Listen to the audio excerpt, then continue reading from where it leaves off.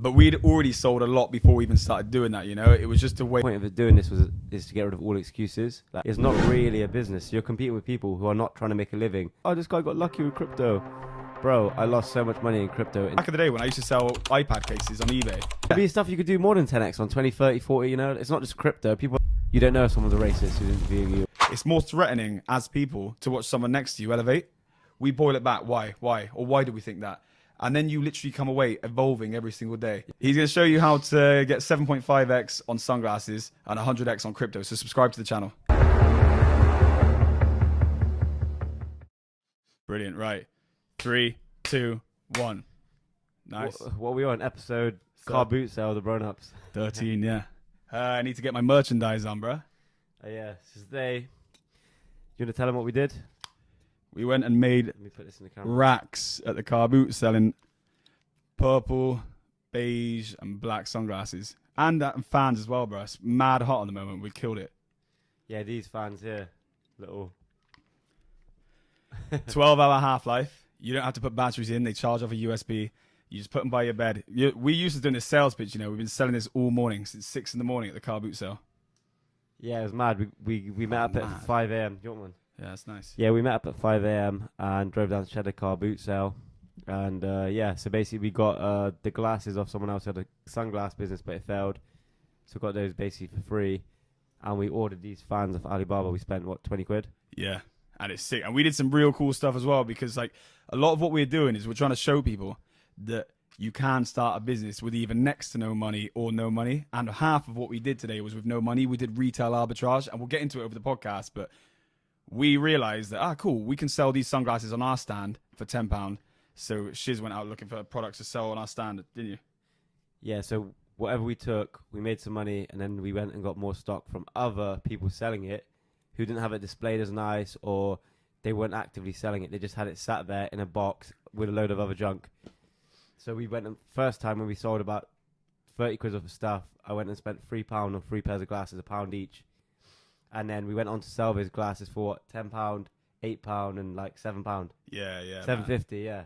And we'd like pick within minutes too. This woman so had sick. a box like this with hundreds of shades in for £1, and I literally took them from her stand to ours and charged £10 more, like 10x more. Yeah, it was so sick, bro. And yeah, we're gonna get into it now. So what we'll do is we'll start off and we'll talk to you like how it all started, talking through the day, and also there's gonna be an episode that drops and all of this, like a full-blown long-form episode, so you can see exactly how we did it, what we do. None of what we're saying here is BS. It's backed up by the video. We'll chop in the clips so they can see us selling literally manually, like pulling people in. Hey, look, these glasses look good in your face. So what do you reckon today was about then? Just proving you can make money with all these people. Like last time we said something about starting a business with £30, and people were saying to us like, you guys think £30 is nothing, but to a normal person £30 a lot. Like, okay, so we went today with like stuff we got free and stuff we spent 20 quid on. Like, everyone has £20. Like, they say they don't. Yeah. But you can get £20 if you really wanted it. You'd find a way. And I think the beautiful thing about today is that money got turned into cash today, you know? So let's say you really needed £30 for next week. You could have bought the stock last week and you could have turned it to cash today, and now you'd have like a lot more. I don't know what the final total was. What was it? How much profit we got? I think 190 in the end. If I've number 5, so 190 was a total. We went there with about 20 quid investment in stock, maybe another 10 on glasses. So 30 quid, £10 to get in, £2 for what did they even charge us £2 for?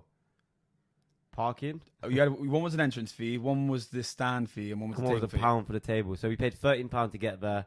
So we spent £43 altogether, and we came home with £190 and some special limited edition 50p.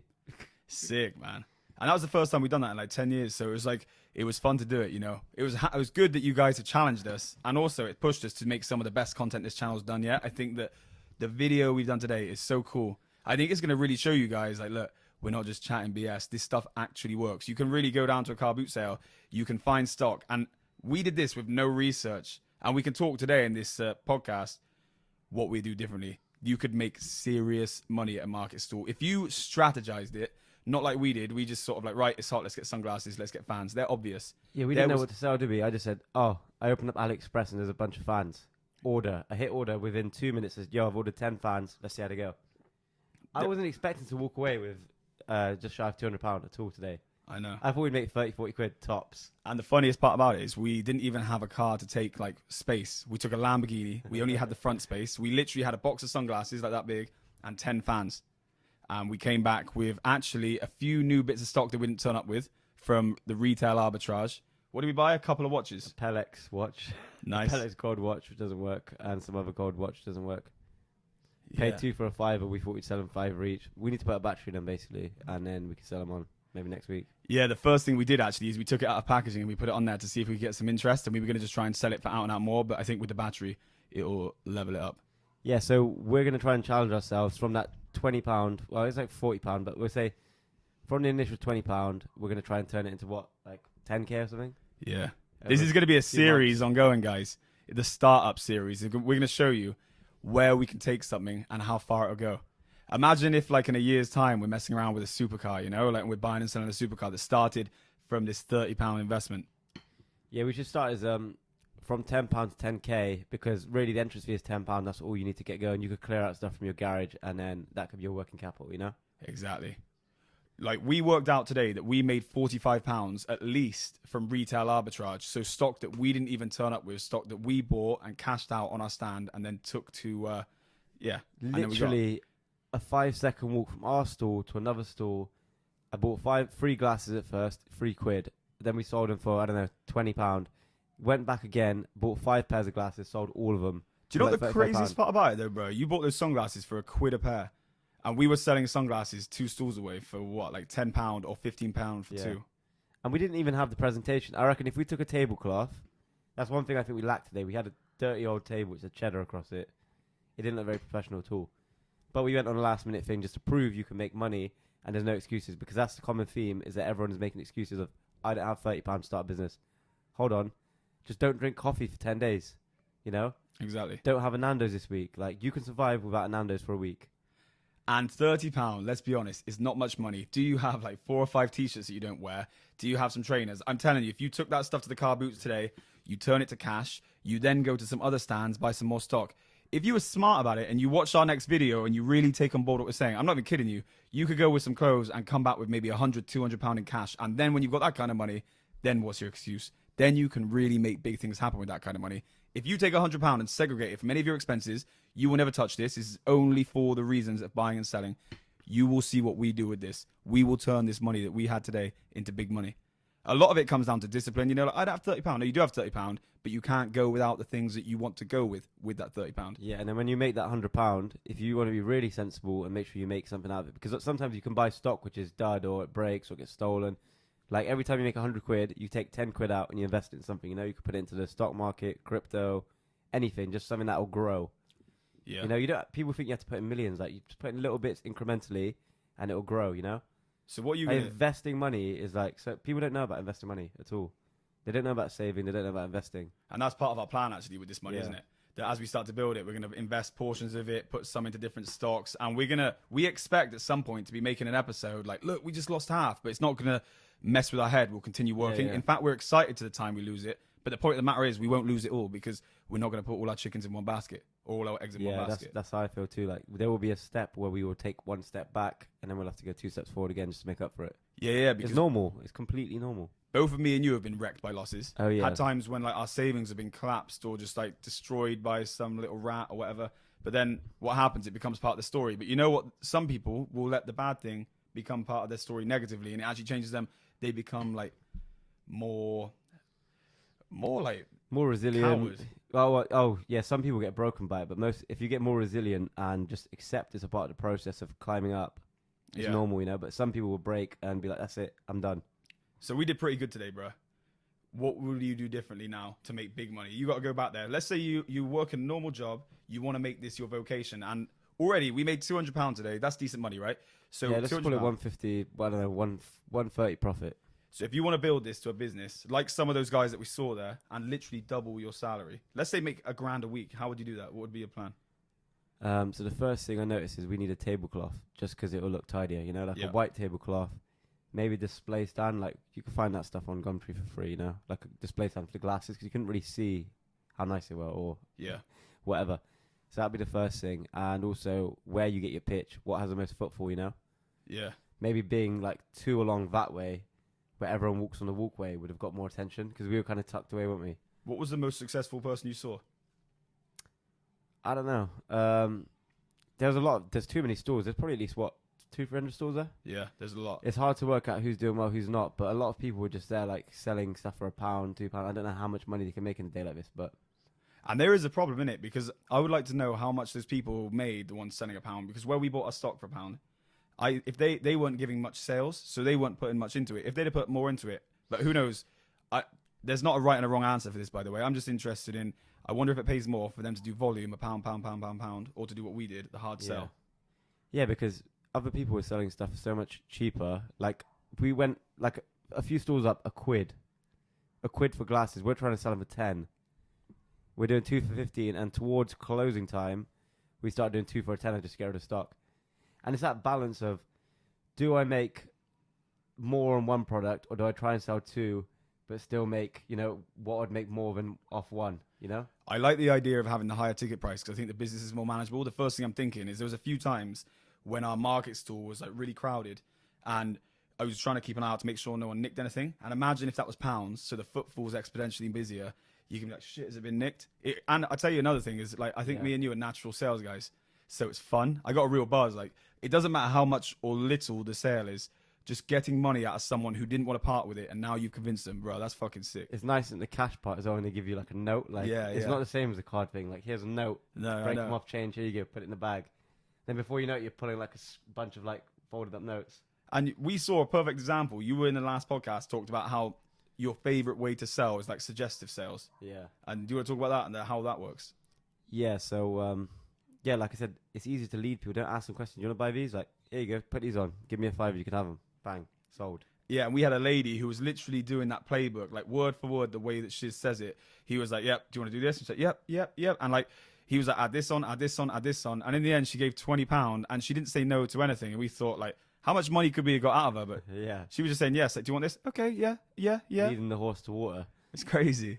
But like, even that other woman was like, here you go. And then I saw a kid was like, looking at the glass. I go on, put these on. And then the other kid, like, go on, put these on. We'll do your whole family a deal. Oh, before yeah. The whole family's got glasses on. We've taken the 20 off them. Yeah, we'll put the video here and that. The whole family all had sunglasses on. And how's the craziest part is that we only had men's sunglasses with us. The female stock that we got was stock that Shiz bought from another stand that he bought for £1. And get this, they were selling for £1. I don't even think we haggled it. We didn't have to because we're selling it for so much more money. I felt bad haggling it. Like, I was going over there with intention to haggle, but I thought this woman's selling glasses for £1. Yeah. She must be struggling. So I just said, okay, I'll take 5.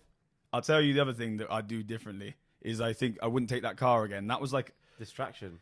I don't think it really helped much sales, did it? Nah, not at all. There's too many people wasting time asking about the car, wanting to sit in the car, all that stuff.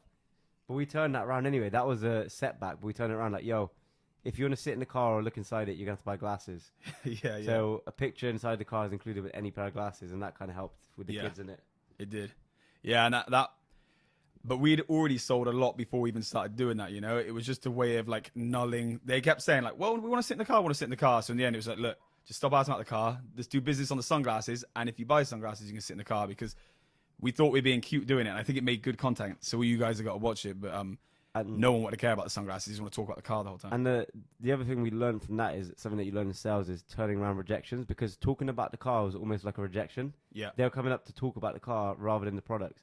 So when they're saying to you, nice car, you're like, tell you what's nicer, these glasses, here you go, have a look. Yeah. Yeah. Otherwise, it'll just be thanks, see you later, Yeah. And actually, on that same note of rejection, we saw this, and like, I don't know about Shiz, but I haven't done like face-to-face sales of that in quite a while. And it was cool when you start to see the lead going cold, and you're like, whoa, no, this isn't good for you. Try these color on. They suit you, and you just shove them into their hands, and then they take them, and you're like, wow, that's your color. You get the mirror, and then you show them, and they're almost lost in all the speed of everything going on. They're just sort of like, yeah, okay, it looks good. Yeah, it reminds me of kind of remind me of Lockstock at the start of the scene where he opens that briefcase full of watches and perfumes, whatever. He's like, treat your wife, treat someone else's wife, just make sure you don't get caught, blah, blah, blah, hand stolen in something, handmade in Geneva or whatever. Yeah, because do you notice that when you're selling, that the minute you start to run out of things to say or whatever, you start to feel it just start to sink, and their interest gets to a point where as it hits the ground, you've lost it. But you've got to try and keep the pace. Like, try this color, try this. And yeah, because they were trying the first pair they like to go, nah, I think these will suit you, bang. Yeah. And then they're like in a trance, and you're like, how about these? Oh, your partner wants some, and then we're like, oh, couples glasses, bang, bang, try these. Oh, you like these, swap them over. And then like, just the movement of things, and you're like, okay, you want them, cool. And then before you know it, the money's in your hand, the glasses in theirs, boom, they're gone. Yeah, Next people. yeah. And when you're talking to people and people seem interested, you get that like mob mentality where people flock to you like sheep. So if someone else is looking, someone else will come. Like no one will come to a dead stall, but if you're busy, other people come. And it's just like energy because you need to harness it because when the last person leaves, your chips are screwed then and you have to wait for a build up again. But if that one person leaves, because actually it's another reason why people asking about the car was a problem because you had people coming from the side completely uninterested in our product. Like about the car and you're like, I'm speaking to someone about sunglasses here. Yeah, and then you speak and then that person, you let it just go cold a second. Like sales is so opportunistic. It's so all about timing. Like the minute that you disengage them, you're going to lose them. They're already on the next stand. So like you got to be 100%. And I think we said about in the episode before the last one that you need to be 100% no distractions. We saw that in like, it was a micro version, but we saw it that the minute we're trying to cater to this kid who's asking about this, I'm losing focus and I'm losing a sale. Like I lost a couple of deals because you get speaking to some other person. Yeah, you know? you have to keep it going. Like you have to keep getting them in that trance, and they have to stay in that trance. Like when you're hard selling, like we were, because most of our customers didn't come to us because they saw the glasses. We were like, try these on, you know, like putting like a looky man almost. Like try these on. Yeah, we were using. I actually stole that. Like this color's better on you from a looky man because it was happening so fast, didn't it? Yeah, it was really slick sales. To be fair, it went better than expected. I didn't think we were going to sell much at all, and we ended up almost getting rid of all these glasses which have sat around forever. So let's say we sold like 40 pairs. If we didn't do any selling and we were just taking orders, how many pairs do you reckon we would have sold? I don't know, less than 10 maybe. Yeah. Less than 8, I'd say. I would say 2 or 3. We didn't have any cold people. Everyone who came to us were like, we called over or put these on, swap these over.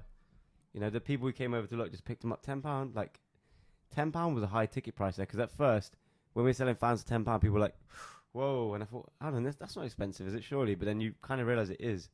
Because other stores are selling stuff for like £5. Yeah. They want to make quids. We're trying to make like 300-400% profit margins. Everyone else is making like pennies. But I think the problem with places like that is people do it as a hobby. Like I'm clearing out the garage, I'm selling stuff, something to do on the weekend. It's not really a business. You're competing with people who are not trying to make a living. They're just trying to have some time pass and maybe make a little bit of change. Yeah. They don't have anywhere else they can make £100 an hour, £200 an hour. So if they make 50 quid on the weekend and get rid of some junk, they feel good about themselves, you know? Yeah. So we're there trying to be sharks, but the customer base isn't really for that. But No. if you find the right product, you still like the burger van would have made money there because there's nowhere else to eat, you know? There's a monopoly.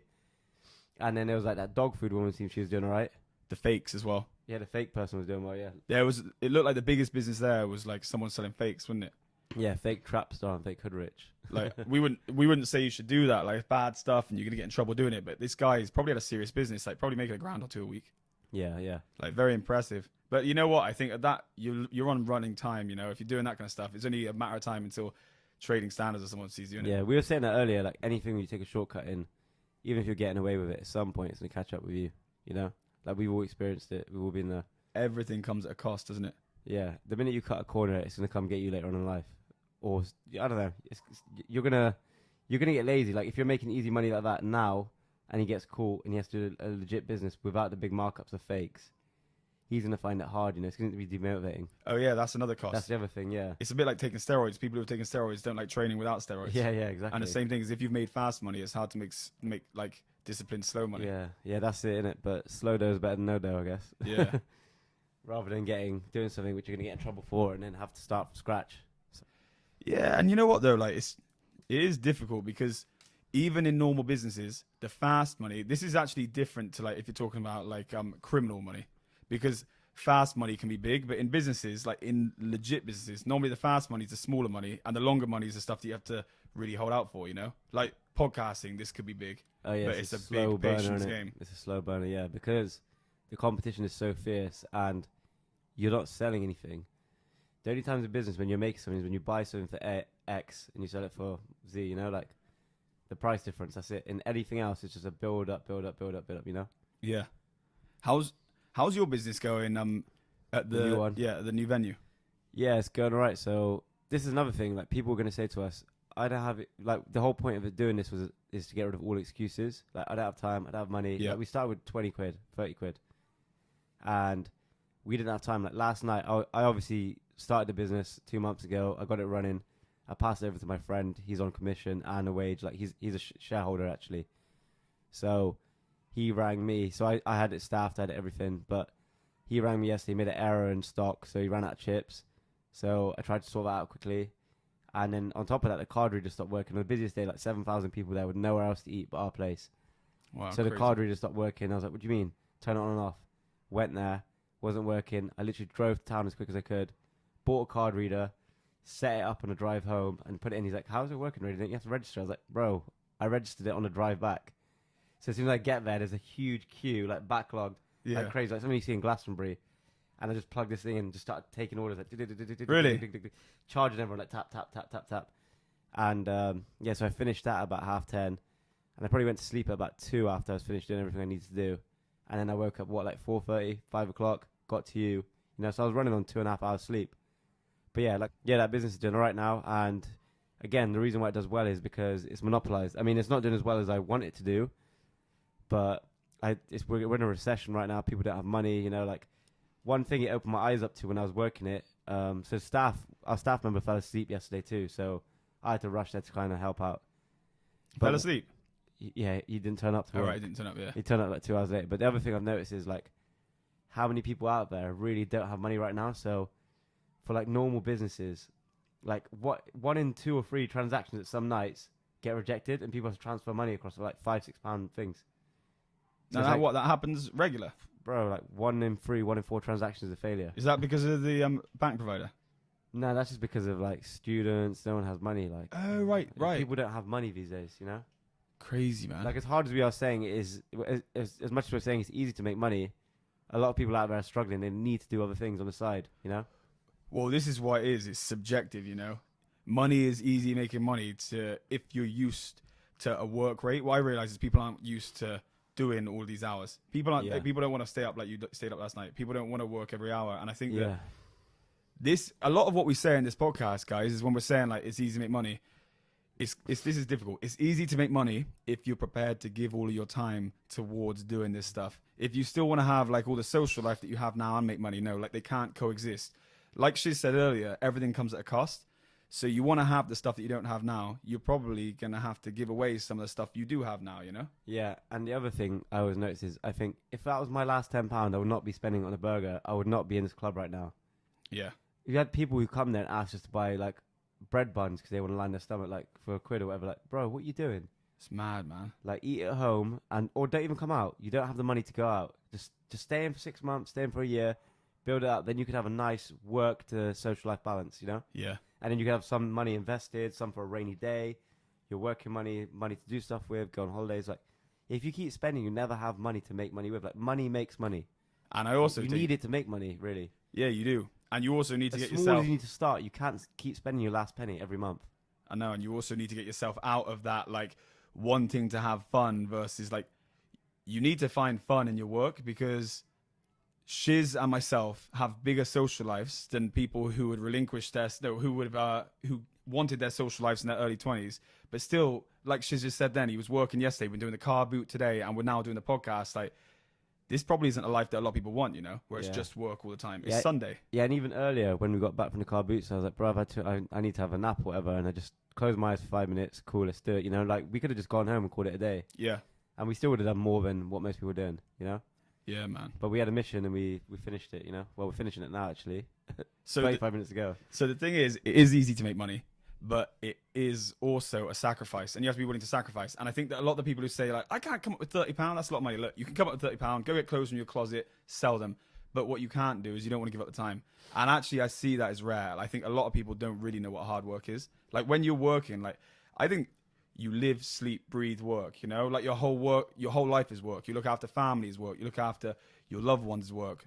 You don't have this kind of, like, but where's my time? Like, I don't think there is me time. Do you have me time? Not recently, no. Before I used to have Fortnite. Yeah. I play Fortnite for fun. But yeah, mine will probably be like post midnight where I just sit down and just relax for like 2 hours, go through my phone or whatever, like if I haven't had a chance to in a day. But the thing is, though, you're still looking at work stuff. You'll be in your crypto group. You'll be doing like... Yeah. So do you have time ever? Maybe with loved ones or whatever, but you still be on work. You're still thinking about work. Some people I want have to this... check my phone periodically for just all sorts of things. And what I recognise phone's is going off all the time. people want a full segregation. Like, but what about my time? Where's my holiday? Where's my break? But entitlement. It's entitlement. But it's crazy from the comments we read. It's quite funny because people say all these things to us, and we're just like, "What are you talking about?" Like, for you guys, £30 might not be much. Like, bro, you're in England. If you can't save £30, there's something wrong with your head. You're not like in other countries. Yeah, I understand. There's a lot of money. Like people live like hand to mouth. But in England, 30 quid. Come on. Even if you have to save it for 2 months, 3 months, you know, you can get £30. Anyone can. You can. A homeless guy gets £30 every day from begging or more. The average homeless person, I think, is about 70 to 100 quid a day in begging. It's mad. It's big Right, money, it's isn't it? crazy, isn't it, how a crackhead will never like have a day where he won't get crack. Like he has to hustle from morning till night till he gets his hits. When you have to do it, you do it, wouldn't you? Yeah, straight people don't have the same mentality. And every single one of these people who have those comments, if they were taking crack and they needed it, they would find a way to go get £30 from the carboot. So what you're telling me is that you getting money to try and better your future, to start a business, is less important than it would be if you were homeless needing crack. Why does a homeless person needing crack work harder than you? You should be embarrassed that he can support a crack habit and you can't even afford £30 to go start a carboot. What is that? Anyone who is an adult here who can't get, let's just say, 100 quid together, a crackhead is outdoing your life. Yeah. You need to reflect on your life. Yeah. Because like I said, this business today started from less than 40 quid and we've quadrupled it, you know? It's sick, bro. Done a 4x today. Next week we might do another 4x. And we're not going to just do it from car boot sales. We're going to do it with different things, you know? We'll work this up to like 5 bills maybe with another car boot sale, double up. And then we get a car and we can sell a car. Like, it doesn't have to be one thing because people's excuses would be, there's no big car boot sales by me. Yeah. Like, okay, cool. Well, you have Gumtree, you've got Auto Trader. We'll buy a car and we'll sell it for double or 50% more. And also we got the crypto whiz. We're going to take some of the money, put it on like a new crypto pump or something. So also make sure you subscribe to the channel because we'll be dropping information there and Shiz hits it big on crypto. So you have to make sure that you're following us. Yeah, we could just take out like 10% of our earnings, just chuck it in random coins and just hope they pump. Well, not random, make sure you research. make sure you subscribe because you be part of the community where we're all doing it together because we want to hear everyone else's stories too. Because I know that some of you out there are listening are like-minded like us and you want to win and you're not going to be saying, I don't have £30, you go find it. Or if you can only find £5, you go find £5 and you'll do the same. Trust me, Shiz bought sunglasses for £1 earlier and then sold them for £7.50. £1 is £7.50. That's a 7.5x. That's the kind of stuff you need to get in crypto. Yeah. In a day anyway. He's going to show you how to get 7.5x on sunglasses and 100x on crypto. So subscribe to the channel. And B, the point of today is to show that you can make money in anything. Yeah. And if we could do is like a 7.5x, we done like a 10x or something. I think we saw one for a 10, didn't we? The ones, the side guards. Yeah. So if we could do a 10x on a pound, there's stuff out there you could buy for a tenner and 10x that to 100. There's stuff out there you could buy for 100, 10x it to 1,000, you know? Yeah. And there'd be stuff you could do more than 10x on 20, 30, 40, you know? It's not just crypto. People are like, oh, this guy got lucky with crypto. Bro, I lost so much money in crypto in 100 different projects before one done 100x and made up all the profits from all the losses, you know? It's the same as business, isn't it? Yeah. We've both had multiple businesses go down on us, and even the businesses that haven't gone down, we've had multiple times it's gone so wrong that the business could have gone down if it was a different person running it. So when people start to say luck in business, there might have been luck on the individual opportunity, but you're only luck because you're in the game. Like, it's such a farce. People like to say that to make themselves feel better. It's bollocks. Yeah. What other stupid excuses have we seen in the comment section? I've seen some stupid stuff in the comment section recently. Oh, the sleep one was the most entitled BS, bro. Yeah. There's a sleep one, and we talked about how you don't need 8 hours sleep. Shiz literally said this. He goes, you don't need 8 hours sleep. You can get by on 6. 6 is a luxury to me.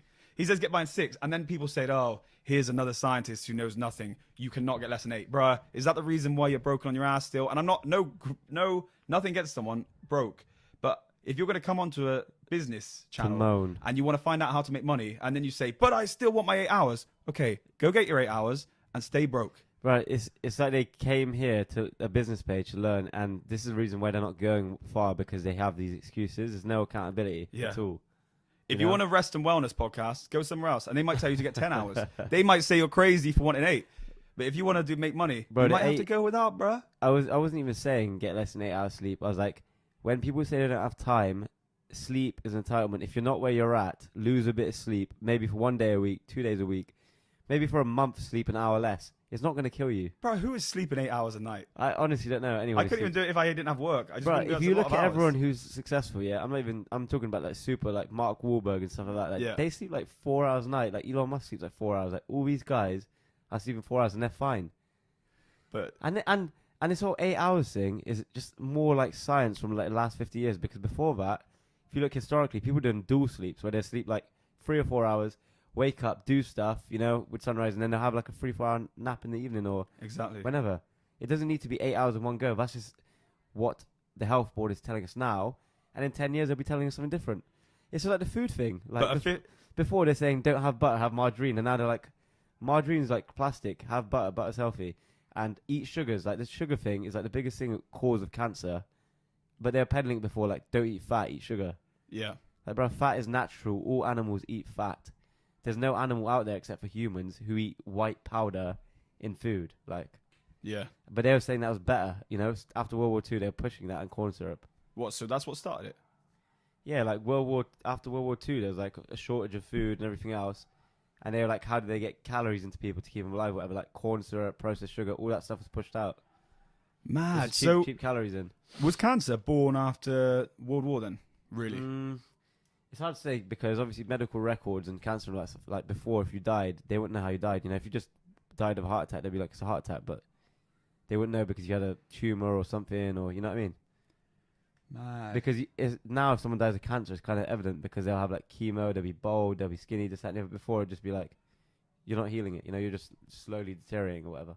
So, like, diverting off onto conspiracies for a second here then. Do you reckon this is something that's always existed in the lengths that it's shown, and it's just that we're only citing it because we see the same things that you're seeing now, or is cancer a new thing? Well, relatively. What I was saying is the argument that people will say to me now, because I know the comment section is filled up with like, these guys don't know what they're talking about. Like, they're going to say that they didn't used to record cancer back in the day, or they couldn't diagnose it, which is true. But like, we have scientific proof of something which reverses cancer and kills cancer and prevents cancer, which is fasting or intermittent fasting. But people weren't eating 3 or 4 times a day or constantly. They were hungry most of the time. You know, they'd probably eat once a day. Yeah. And that's not a bad thing. A lot of people only eat once a day. You know, so if you're not eating for like 21 hours a day, 23 hours a day, or even, 24, it doesn't take an hour to eat. If you're not eating for 23 hours a day, your body is, getting rid of anything it doesn't need. And I forgot the term. I remember Rhonda Patrick was saying there was a study, and she was saying that I think it's kind of anecdotal. I don't know how big the study she was talking about was, but essentially, when you do chemotherapy or radiotherapy, it attacks all cells, including your good cells, doesn't it? Yeah. And if you're 48 to 72 hours into a water fast, you'll have to fact check this, but I believe that she cites a study that says that your good cells protect themselves because they go into stress 48 to 72 hours into a water fast. So that is essentially you eating nothing, just having water, and then you'd go into chemotherapy and or radiotherapy, and it'd be way more targeted. But obviously, you recommend that to someone. Obviously, I'm not recommending it. That's a study she cited. Yeah. But if you recommend that to someone, it would be told you're irresponsible. But her study suggested it's so much more effective than not doing it. What the number one thing I hate people say is, this guy's not an expert in this field. He can't give advice. But bro, if you read enough, you can form your own advice. And I'm not reading it from like some hillbilly doctor or some made up conspiracy website. I'm reading it from like real doctors, like Dr. Rhonda Patrick Harris. Yeah, she's a real doctor and she's provided studies and evidence. So like, why can't we cite what she says? Exactly. But yeah, like even from my own experience from the fasting, I used to have a big scar here, like a lump, like under my skin, and from that like 3-4 days, it's gone, completely gone. Like seriously, yeah, like dead lumps of skin is now gone because of the fast. You know, that's how hard is it? Yeah, we both did it. At the same time. I'm interested in your like for telling people how hard is it. First day you feel hungry. Second day, yes, on and off. And actually, first day's easy. Second day is hard. By day 3, like the headaches and stuff kind of go. You still feel a little hungry. And then day 4 kind of comes back, and like I need to eat. Yeah. So what you're saying? So we stop eating on the Sunday night. Yeah. Monday night's pretty hard. The later part of the night's not chill. Yeah, Monday evening is hard. And I'd say Tuesday. You know when people are like, "Oh, you don't know what it's like. I'm addicted to cigarettes." You will never want anything as much as you want food. Like after 48, 50 hours, won't you? Yeah. You'll be looking at menus, anything. and that's enough. Just looking at a menu, it's like, what do you call it? Giving you something. Yeah, stimulates you. It'll get you drooling. Yeah. And I used to smoke cigarettes in my early 20s, and I smoked for about 2 years, 3 years or something, and. Bro, you will never want anything more than you want food after day 3 of a water fast. It's like crazy. An actual essential, not like cigarettes. Yeah, man. And I tell you what's crazy as well. You go super smart. Do you notice that? Like super. You get some mad clarity on like day 3, don't you? Yeah. Like your body knows that you need to be on it and get your food, or you're screwed now. Yeah. Yeah, it's crazy, isn't it? Yeah, man. It's crazy. So, back to the carboot and the business that there is to be had. I reckon if someone mastered that and you literally went there and you strategized, and everyone will have their own car boots local. If you went there, you could turn that into a big business. Yeah, today was a bit of market research too, because we saw £10 is probably a bit too much of a high ticket price for the people who go there. Yeah. You know, because you could buy like some quite crazy stuff. Oh, the thing we could have made big dough on today. So when we made profits from our glasses, I was walking around trying to find stuff to buy. I was just going on eBay, seeing what stuff goes for. But the thing is, everyone has eBay. I even heard people talk at stores like, this is £5 on eBay, so they're selling it for like $4.50. There's no profit. Yeah. But I found one book, Harry Potter Goblet of Fire, first edition with a misprint on page 99. Yeah. And I only found that out because I typed in Harry Potter Goblet of Fire into eBay, and there was, all of them were like £4. She wanted like £3 or something. And there's some for like £70, £100, £150. And it said typo on page 99, 11 hours instead of 10. And I went back to that stand and I looked in the book and it's got a typo, 11 hours. I was like, oh my God, we can make like 60 plus quid on this one. I was like, how much? She's like, sorry, I've already sold it. Someone's collecting it later. I was like, ah, man. So there is some stuff still to be had, like if you just do a bit of research. And that would have been lucky. And what's that called? That's called retail arbitrage. Yeah, I guess. Actually, that's not they even give retail it some, arbitrage, they give is it it? just buying and selling. I don't know where people come up with these terms from. But what is retail arbitrage? Like for a clip as well. Like what is retail arbitrage? It's just buying something for less and selling it for more, you know? And often on the same platform, isn't it? Like Yeah. carboot is the Yeah. purest form of retail arbitrage. Like Yeah, it's the same platform thing, which makes it arbitrage, isn't it? yeah. Like you take it from one place and you can literally just take it from your store to another. And like a lot of it comes down to marketing. So like our shtick today at the carboot was me and Shiz were hard sales. So it wasn't about our product. It was about the service and the communication that we're doing to the people. Now, if we were selling on product and price, we might not have to speak to the people very much and we just have our products up. Now it'd be harder to do retail arbitrage without the hard sale there. The hard sale makes it quite easy. Like within reason, we could have taken any product. And as long as we know we're more competent at selling than the person we bought it from, we could make retail arbitrage work in our favor, couldn't we? Yeah, we only planned the fans because it was hot and it came up on AliExpress. But the glasses was just, that came because of the heat, you know? Like, yeah. So in winter, we'll have to plan for something cold, like hats, gloves, whatever. Yeah. But people were selling gloves for £1 there, so I don't know how you make money in that place. It's like a place, like a graveyard, isn't it? Of just leftover businesses or job lots or whatever, you know? And it's a good place to like home in on your sales skills because a lot of those people go there every single week and they do not want to part with money. So if you can get them to part with like £10, that is a high ticket sale and you're doing something right if you get that. Like you'll have to be fully out of your comfort zone. You'll have to be loud. You'll have to be very like pushy, and it could almost be cringy, you know, like if you're not confident enough to do it. Yeah, I haven't pushed like that in a while. No, yeah, you got to be like, yeah, they suit you, and you also got to be so like loud and rambunctious that they don't walk off. Like you're trying to almost hold them in, aren't you? Yeah, and the other thing I was going to say is what I noticed at the start is getting that first sale in. We get the same emotions as all you guys do, or anyone, which is we lose a bit of confidence, we doubt ourselves, we don't think we're going to make it. Because we pulled up, 6 a.m., we got there for 7 a.m., parked up, put the stall out. By 7:30, our stall was there. And people were walking past, looking. No one bought a single thing. Everyone's saying the fans are expensive. Everyone's like, ooh, £10 for glasses. And I didn't realise how cheap it was till I walked around like, bro, they're selling glasses for £1. How are we going to sell any? And as soon as that first sale came for the fan, I was like, okay, we sold one. We know we can sell more. And that's that multiplier thing. Like, all right, we've done it once. We just have to do it 100 more times. And I'll tell you why that was. That's because you got delivered a blank canvas, and the blank canvas to the wrong person would have walked away and said, those sunglasses are too expensive. I'm going over there. But you're not letting them off. You're not letting off the gas. So like, no, this is this. This is this. These are in fashion. This is frameless. This is it. And you're not giving them an opportunity to even like, no, but this is. It's almost like you're just shooting bullets, and you can't. The minute your gun jams up, they're walking, and your gun is your mouthpiece. Yeah. Yeah, we wouldn't have got £10 if we didn't sell them. We literally sold those ourselves, didn't we? And what you were saying then is, you go through the whole ream of emotions because, between 7:30 and 9, we're thinking like, shit, we might have to dip out of here early. And then by 9, we had a few bites and we said like, see, this is literally what business is.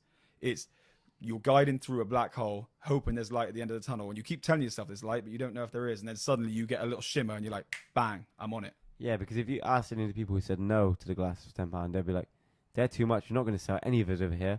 The other glasses are £1 or £2, and you're trying to sell them for 10. You're not going to. But you have to have that ridiculous self-belief, like, no, I'll make this work. Be optimistic. Yeah. You can't be pessimistic at all. And like we were saying confidently, like, no, these are the new styles. What does that even mean? The new style? Like, no, these are the new style. And obviously we know what we mean. They look like some of the big brands out there. But we're just saying it as if like, of course you should know. And then they don't want to say like which ones. Oh, are they? Oh, okay, yeah. And then they're like, and then we just get them on their head quickly. Be like, look, here's the mirror, and they look sick when the sunglasses on. We actually made sure we legitimately chose the best color for their face, and then bang, they were just buying it. Yeah, some people actually look good with them. They're just not did. confident enough to try them on because they looked a bit slick. Yeah, And you'd be like, look, those look good on you. What do you think? So like, it's a bit. yeah, they are a bit slick, aren't they? Yeah. You have to be confident to wear them, but once you've like got used to them, they're cool. Yeah. Yeah, badass. Frameless. Yeah, a lot of people be scared to leave their house with the purple shades because they're gonna be scared what other people say. So when you put them on there, tell them they look good. They're like, maybe I could pull these off, you know? And then they'll pay the money, and because it's more expensive than the other shades there, they feel like, you know, it's for them. What was your most challenging sale of the day? Do you remember anyone in particular? The language actually issues. There was a couple. We had to literally do Google Translate, but we made it work. Yeah. We're just like 2, 1, 5. Yeah. And they were good guys. He looked the bollocks, didn't he? Yeah, they suited them for sure. Do you know? Cool, still going. Yeah, so I don't know. What was his most challenging sale? No, it was. I don't know. It's fairly easy, wasn't it? It's not really like a corporate world sales, you know, because in corporates, everyone takes ages to reply. Email this, email that. Give me this description. Give me that. You tick all these boxes. This is like we could answer every single question you got on the spot. Retail sales. You is want so fun, isn't it? Yeah, it's fun. Yeah. It's way more like an act, I find. Yeah. You. Yeah, if we had like a fly on the wall, actually what we do, we've got that camera. Yeah. The way we must look when we're selling them, like, here you go, take this, take that, and that girl was like she didn't even like the glasses, right? And they were like, put these on, and she's like, oh, these look nice, don't they? I was like, well, you might as well get the other color now. Boom. You want a fan with that too? Your daughter want a fan? And the daughter was like, I was like, yeah, here you go. Yeah, that was sick. And the other thing I kept doing is when I saw kids coming over and they're looking, I'm like, put these on your face. Put these on your face. Because, you know, with kids, they're going to ask their parents for money and it's hard to say no to a child, you know, because they're persistent and they might start crying. Yeah. A bit of immoral sales tactics there, but yeah. Nah, I think that's the way it is these days. It's normal, isn't it? Everywhere you go, people give stuff to your kids. Like, you go to ice cream shop, they'll be like, here, take this ice cream. Yeah, and even like when you watch TV adverts are like geared for kids. Oh, yeah, everything's geared for kids and women more, innit? And we were doing it nice. We were like selling sunglasses and let the kids jump in the car for a photo free. It was good. We were doing our bit. Yeah, that was the last. That's how we closed some sales towards the end, towards the kids. Like, I know you want to sit in the car and get a picture. You're going to be coolest kid in school. You know, buy these glasses and you can take a picture inside. Done. Yeah. It's sick. I tell you what would be a fun one to do for another time is we should go there with no stock. Well, no, just some old clothes. We're like allowed to bring 2 pieces each, like some non-branded something, just get a couple of pound, and we literally turn like £10 from retail arbitrage into a number. And we have a ticket like aim to get to £50. Now £50 doesn't sound crazy, but if it's £50 from no money at all, that would be big. Yeah. Just from like say taking a few pounds, buying from a stall, flip it, go back, buy more, flip it, and you have to do it only in like 3 hours.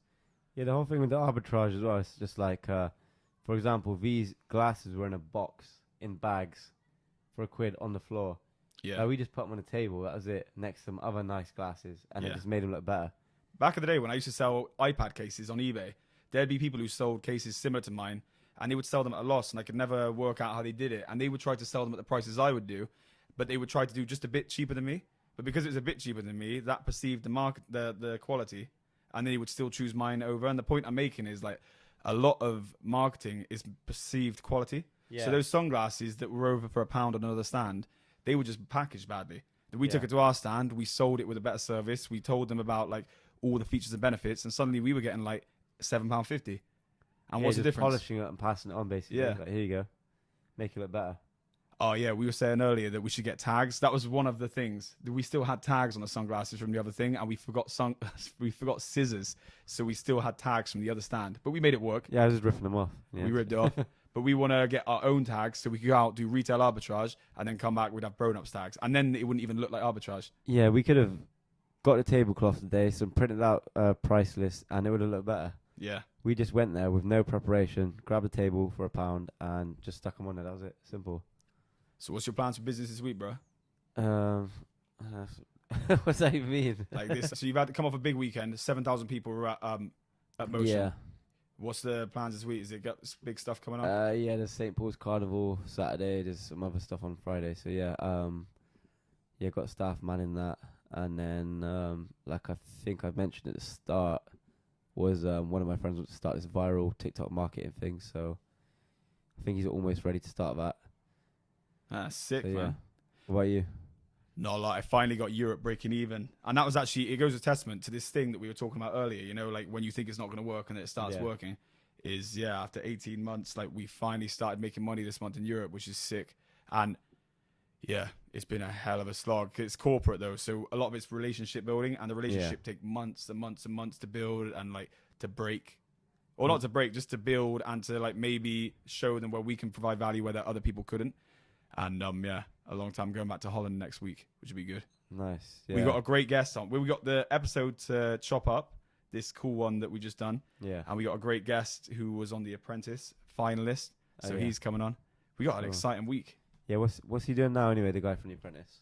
He's in insurance. Okay. Crazy. Yeah. It's mad, isn't it? A lot of people who go into Apprentice, they get offered a load of jobs after, don't they? They do, yeah. I'm not sure why as well, because some of them aren't even good. I'm not talking about him, but there's Yeah. other guys on there who, when they give them a task, they're completely useless. Yeah, there They is. still get offered jobs. I'm not sure what it's for, clout or, you know? I was watching an interview with that Katie Hopkins, and she was saying that a lot of it is just a bullshit job. It's just they're put in there to look like the contest was for the job, but it wasn't for the job. Do you know what I mean? Oh, yeah. Are you talking about The Apprentice offering them a job, or are you talking about some other company? Yeah, so both actually, because I always thought, like, how many people was Alan Sugar going to hire? Apparently, it was only the first couple were legitimate. The rest Yeah. have just been a dog and pony show. Yeah, that's what I thought, yeah.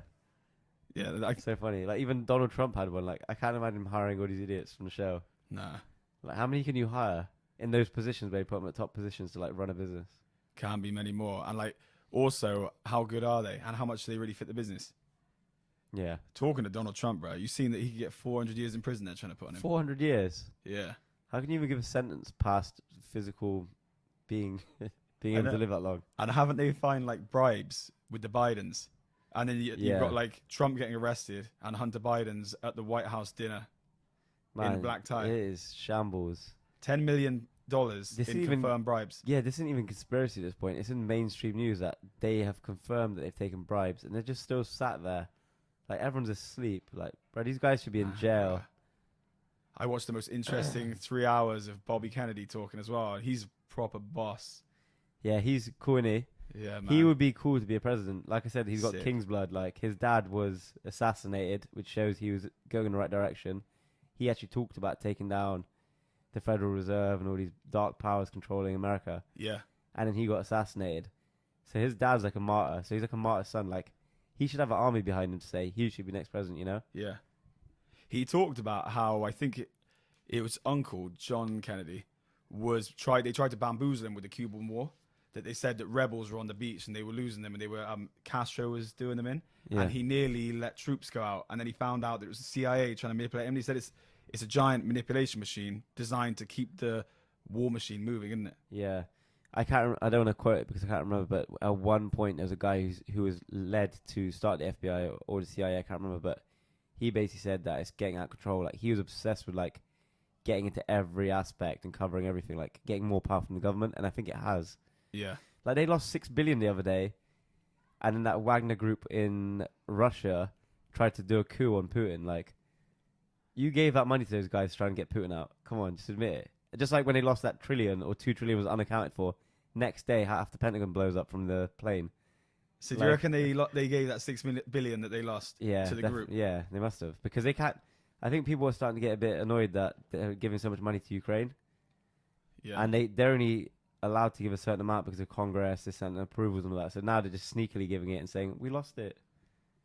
They actually said back in 2001 that the Pentagon was so big it's like unaccountable. We can't keep accounts for it because there's so much money running for it. We don't know where it's going. Mad. They were when they started a war in Iraq, they were flying pallets of dollar bills, like $100 bills, stacked up, and they just in our military bases just had pallets and pallets and pallets of $100 bills, like billions there. And there's a Mad. guy there with a piece of paper. Okay, give us to the local translator, hand the wad out. Give us to this, give us to the soldier, like just handing it out. That's Crazy, mental, innit? bro. Do you know what's crazy as well? Bobby Kennedy is a Democratic runner. Do you know that? Nah. So how crazy? You actually have two good guys running. You've got like a good Democrat in Bobby Kennedy, and you've got a good Republican in Trump or DeSantis.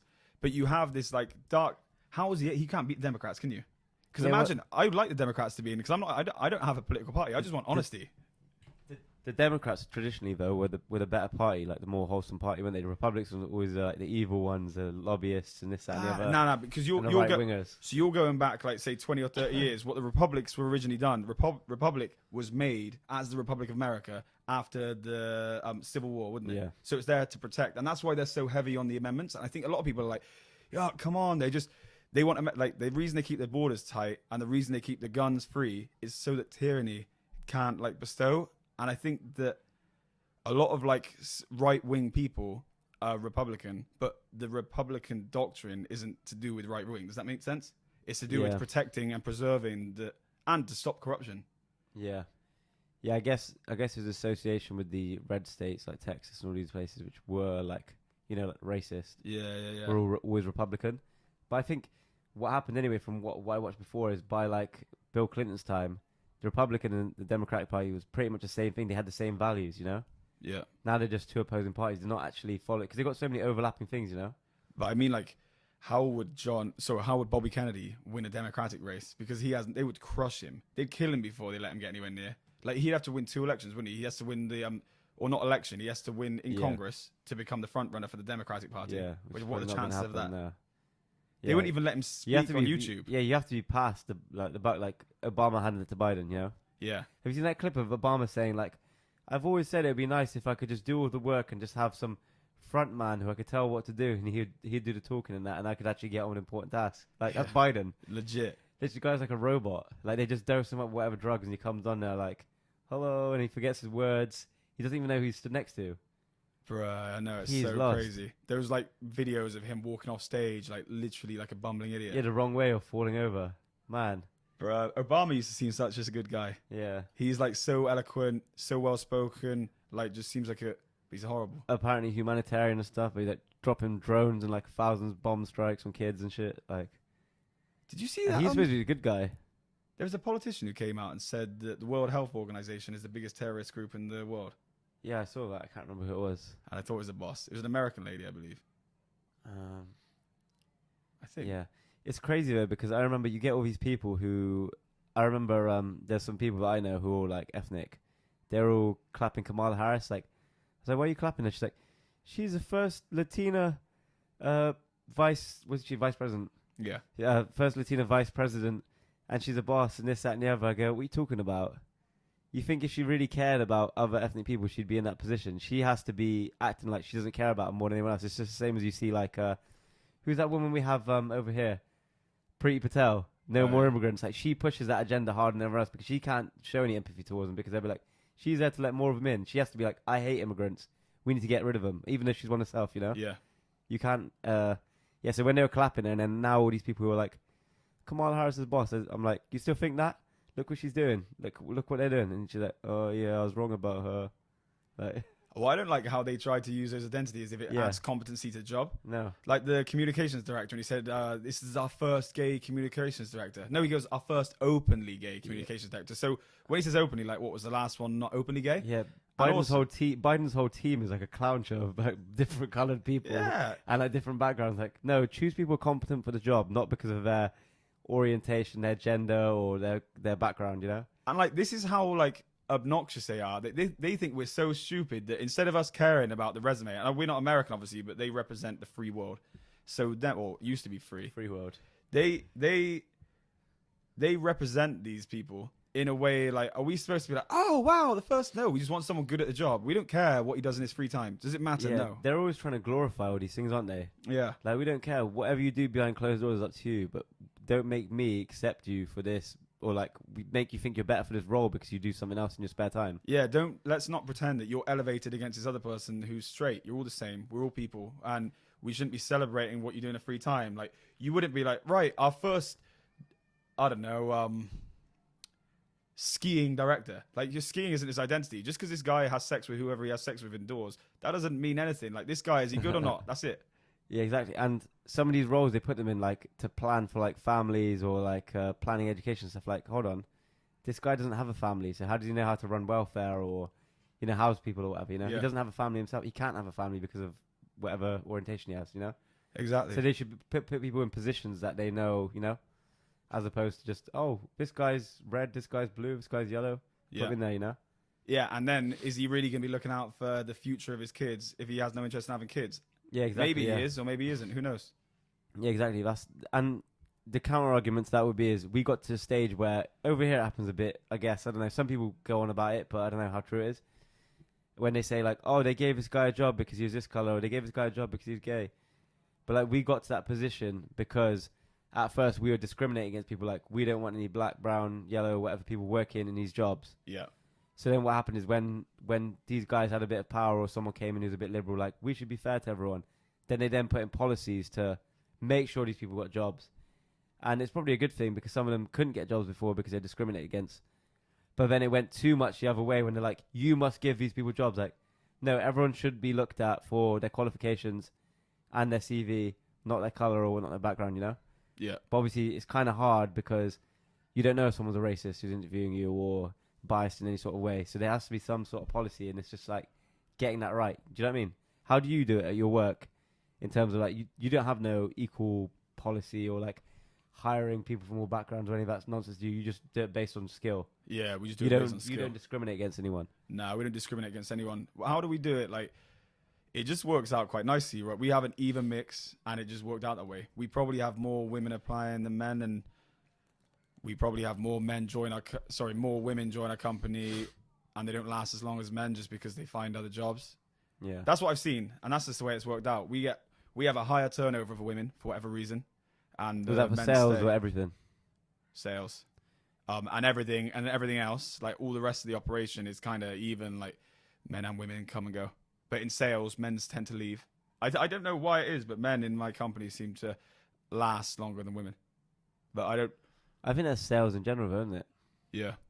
Sales is a real hard job. I'm not saying women can't do it, but I've always worked in sales, and the women have to be very hard-headed and resilient, and it's kind of against the nature of how they naturally are, you know? Like, because the two girls that I remember were real hard in sales, they were like big girls, real strong, real rough, smoking like 40 ciggies a day on a shift.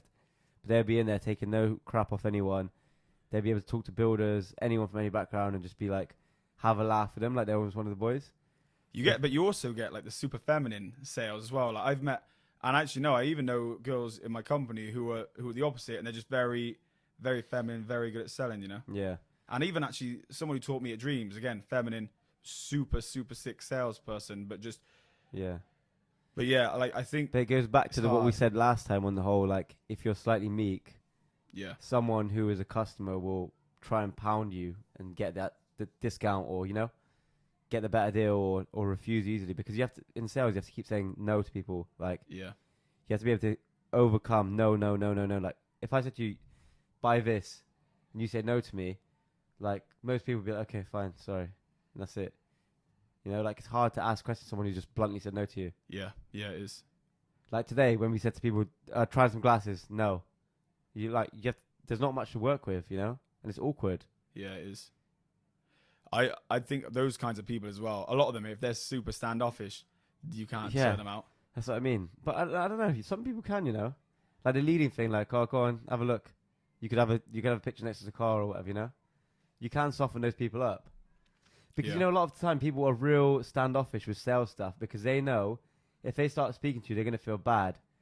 And then they might give something. Like, for example, a charity person comes up to you.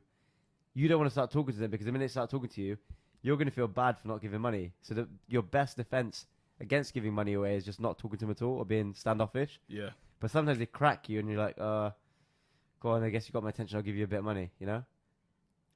That's it. They're looking for a chink in their armor, something they can latch on to conversate with you. Because you just go like, all right, mate, the weather's nice, isn't it? Or like if you're selling a bed or something, but oh yeah, that bed's soft, don't sink into it, haha. Then they laugh and then they're on. Yeah. Like you don't laugh. Like that's when they've broken it, yeah. If you're a consumer, you kind of don't want to give them an edge because then it's almost the minute they make a joke that you laugh, now they owe you conversation. It's all like giving them energy where they got to give it back to you, isn't it? And sometimes you don't, as a consumer, you don't want to walk away because you don't want them to think you're out of money or something. Yeah. Or you're a time waster, you know? Yeah. So then you've got that subconscious of, I got to buy it now, I've got to buy it so I don't look stupid in front of this person. It doesn't even matter, but yeah. Yeah, like when you do anti-selling, you engage their ego. So like, let's say I was selling cars. I go past, like, look, let me take you to this car. I got really, really good value on. Whoa, don't look at that C63. That's too fast, too noisy. Your neighbors won't like it. Let me take you to this more I can sensible. afford that. Oh, yeah, I can afford that. And then suddenly you've engaged their ego. And like, and also like, let me just take you to this one. Don't look at the price. I just want to work out what size car you need. And then he's like, why not look at the price? Why? What do you want to say? And then like, you've engaged their ego. And nowadays, like you said, they don't tell you the price of the car. They tell you this one's 500 a month. That one's 650. So you don't even know. But yeah, that whole defense thing. Like, high-end shops do that. Have you noticed the staff are snobby? The staff earn minimum wage, but they're really snobby. And then you go in there. Like, I remember when I first went to Harvey Nicks and I bought something. I bought that polo, which is like 200 quid. And that was a lot back. That was like the most expensive polo shirt in the shop. And I remember went in, like, dirty clothes and that, and they're looking at you like this. I'm like, watch, I'm going to prove them. I could buy this £200 polo shirt, you know, and you're like, look, I can afford it, even if I look like this right now, you know? I can't remember the name of the kid, or maybe I can, but I remember you wrote a message on someone's Facebook wall back in the day and you said, stop being obnoxious in that shop. You earn the same as everyone else on minimum wage. Yeah. I remember someone got me pissed off about it, but yeah, I think I wrote a Facebook status about, have you noticed how people who work in high-end retail shops are on minimum wage and they can't afford anything in there and they still act snobby? Yeah. Which is true, innit? It's because we used to work hard and then we go somewhere like Cecil G or something thinking we buy a nice t-shirt and then people would look down their nose and wouldn't help you. Yeah. And you're like, I've been working my ass off. I've been shopping wherever all year and I want to get a nice t-shirt. And when I've come in, no one even wants to look my way. Yeah, these people in high-end designer shops need to humble themselves. They can't afford to shop in that shop, you know? But yeah. I know shops like Harvey Nicks and that, when they act bougie, and they're not even wearing any of the stuff from the shop themselves because they can't afford it, even with staff discount. You know what I mean? Most like a designer coats now are bag and upwards, you know? Yeah. Harvey Nichols, they're okay, but they can be quite standoffish. It depends. A lot of it depends, on the sales staff, because if a salesperson views you as a peer, they don't want to come over. And it's the same as actually people in the podcast. Like, we'll have messages from people who we don't know very well, and they're very like, oh, wow, it's going good. But the people who are close to, they don't want to say that because as a peer, it's more threatening as people to watch someone next to you elevate. Do you know what I mean? Because they're from the same place. And like, because I feel it. We all feel it, you know? Like, if my friend has, I'm like, for a second, I'm like, nah, that's good, you know? Like, it's good that, and you've got to put it in check. Like, everything has to be checked. Every negative emotion has to be checked. Yeah, like you said, you got something to park your ego up and check yourself. Like, well, am I being jealous or do I, you know? Mm-hmm. Like, check yourself on it. And jealousy creeps in, and it's our job to stop it, you know? But a lot of people don't stop it. It's a natural human characteristic, but you could just kill it, you know? Just tell yourself, I'm being jealous, it's not right, you know? Like, we have it on the podcast, like, where if, like, Shiz critiques my work or, like, vice versa or something, like, my instant thing could be like, why am I getting... And I think, nah, it's a good point, you know? But, like... We're in the same mission anyway, so it's not from a bad place, you know? I wasn't trying to mock it or say do better. I'm just saying, look, this could have been done, which I think would have been nice. And it's like instant... If you come away from it for 5 minutes and think, like, hang on, when I'm not clouded or annoyed at something that someone's just said to me, is it true? Like, yeah. And then once it's true, you can kind of think, well, why am I annoyed? It's like this, like we have these responses like fight and flight. You also have responses like get jealous when you see someone. Response, yeah, get angry when someone critiques you. But like the best thing you could do is home in on all of these things. Like realize that how am I a better person? I'm a better person if I can take criticism and I don't get annoyed about it. I'm a better person if I can take it and not be emotional. And I don't know. I think you start going on that journey of like even trying to discipline your emotions, you're gonna be like so like you become a killer. Yeah, the self-reflection, is like massive, isn't it? Of self-improvement anyway. We've said this. We literally analyze every single thing we do. If we have a negative response, we've both spoken about this in length. I think we have similar. It's like if we have a negative response to something someone said or something, we boil it back. Why? Or why do we think that? And then you literally come away evolving every single day. Yeah. Reprogramming the way you think. Yeah, and at the end of the day, I'm still not even sure if I'm right as well. Like, wait, from another point, am I actually being right? You know, am I being unfair or am I just caught up in my own bullshit? Yeah, am I lost in my own bullshit? It's like we always ask that. Yeah, man, it's a good episode. I'm sick, brother. Yeah, I was about to say.